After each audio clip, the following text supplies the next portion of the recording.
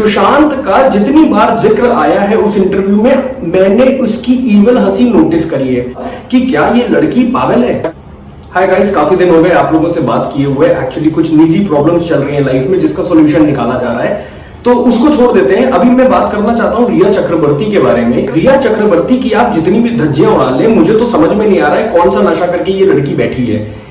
ये कल जब राजदीप सरदेसाई के शो पे आती है तो ये वहां पर जो बातें करती है, मुझे इतना ईवल लगा वो इंटरव्यू।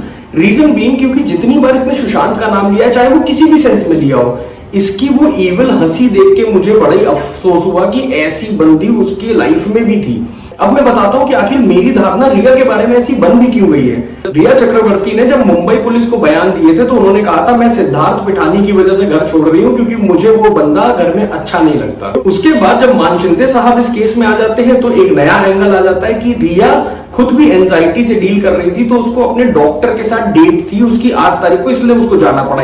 हद तो तब हो गई जब मुझे ऐसा लगा कि सुशांत का मजाक उड़ाया जा रहा है उस इंटरव्यू में, क्योंकि रिया ने बोला कि मैं ही वो लड़की हूं जो उससे प्यार करती थी। मुझे तो नहीं पता था कि इतनी सारी होंगी। आपने उस वर्ड को अगर सुना होगा, मुझे वो ऐसा लगा कि किसी के ऊपर टॉन्ट या जाइब किया जा रहा है। रिया चक्रवर्ती को इस बात का भी अफसोस था कि उन्होंने ईडी पे ट्रस्ट किया, अपने व्हाट्सएप चैट्स उनके साथ शेयर किए, मैसेजेस शेयर किए, तो आखिर वो बाहर कैसे निकल गए, वो लीक क्यों किए गए। मैडम, आपकी जो रोम कॉम चल रही थी महेश भट्ट के साथ, फिर उनके बारे में आपने पता किया कि उनको किसने लीक किया। अपने बारे में उनको ये सुन के बहुत अफसोस हो रहा था कि आज मुझे विष कन्या बुलाया जा रहा है या फिर मुझे ड्रग डीलर कहा जा रहा है। आप ही के वो चैट्स हैं जो रिट्रीव होके आए हैं जिसमें ये बात साफ साफ मेंशन है कि एमडीएमए उसको दो 35 से 40 मिनट में वो तुम्हारे काबू में आ जाएगा। 5,000 में एक बैग marijuana दिया जा रहा है सुशांत को। और सबसे बड़ी चौंकाने वाली बात उन इंटरोगेशन में निकलती है कि सुशांत वीड के एडिक्शन में थे।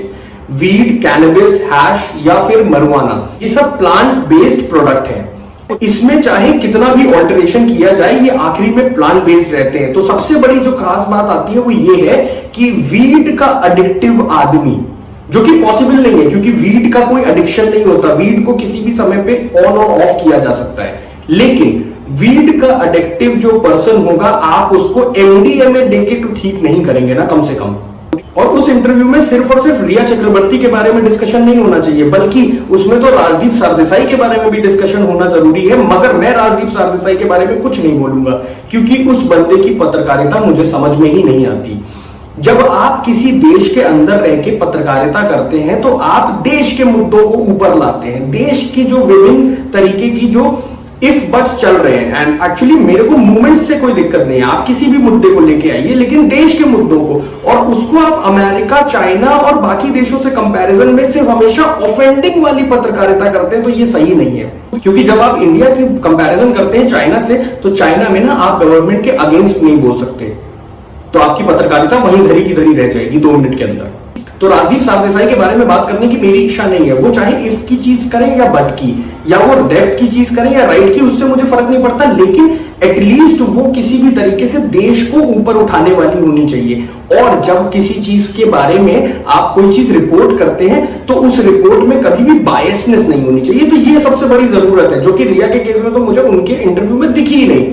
वो सबसे कैंडिड इंटरव्यू मुझे आज तक का लगा। ये वही आज तक चैनल था जिसमें शम्स ताहिर खान ने बैठ के डिफेंड किया था कि कैसे सुशांत सिंह राजपूत ने फांसी लगाई, कैसे उन्होंने पैर लटकाया, कैसे उनका बेड था, कैसे उनकी सारी चीजें थी, जिस पर मैं वीडियो पहले भी बना चुका हूं फांसी से रिलेटेड, आप देख सकते हो उसको जाके। और उन्होंने भी एक तरीके से पूरा जजमेंट सुना दिया था कि दुनिया में ऐसा हो रहा है, तो मैं ये भी मानता हूं, ये भी मानता हूं, लेकिन उसमें जजमेंट वाली बात ये थी कि इसको सुसाइड उन्होंने माना था, बाद में वो कॉन्ट्राडिक्ट कर गए। आज तक वही चैनल है जिसने उस घर के अंदर एंट्री करके सारी चीजों को छेड़खानी करी। और सबसे बड़ी बात होती है कि जब आप किसी अक्यूज्ड के साथ बैठ के इंटरव्यू करते हैं तो आपके पास क्वेश्चन लीनियंट नहीं होते, क्योंकि जब इंटरव्यूअर खुद उस चीज को ये कह रहा है कि it was not a murder, it was a suicide, कई बार उन्होंने रेफर किया कि सुसाइड, अलीग्ड मर्डर, उन्होंने इसी तरीके की बातें रिपीट करी अपने पूरे शो में। तो एनडीटीवी और आज तक में घूमने वाले राजदीप सरदेसाई के बारे में बात करना तो बनता ही नहीं है। और राजदीप सरदेसाई साहब, अगर आपके एनडीटीवी से डॉक्टर श्रेयस के साथ रिश्ते रहे तो उसका ये मतलब नहीं है कि आप रिया चक्रवर्ती को एक पास अवे दे दोगे कि ये लो इसका यूज कर लेना। And Miss Riya Chakrabarti, modafinil is not that kind of medication which you buy like you buy Disprin. For these kind of medication, you need a proper prescription written by a recommended doctor of the patient. So that is not like buying a chewing gum. And a man who has claustrophobia, he will not be sitting on his terrace with the astronomical telescope and will be watching the universe. Please don't drag the story. And the way you said Siddharth Pithani was called Buddha because of his innocent behavior, it is not the term Buddha, it is term Bodha. In Bihar, a term is Bodha when a person is knowing a lot, he is clever enough, but he is not showing his proper nature in front of other people, then people say कि ये बोधा है. So get the proper meanings of whatever terms were used in that house. तो वो बोधा कब से बुद्धा हो गया मुझे नहीं मालूम.